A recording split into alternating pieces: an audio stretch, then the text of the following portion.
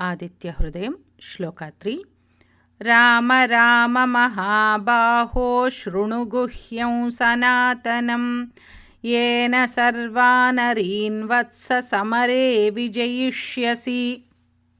राम राम महाबाहो शृणु गुह्यं सनातनं येन सर्वानरीन् वत्स समरे विजयिष्यसि।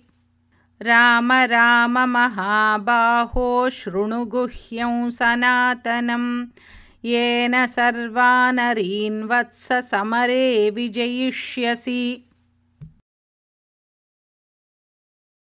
राम राम महाबाहो शृणु गुह्यं सनातनं येन सर्वानरीन् वत्स समरे विजयिष्यसि।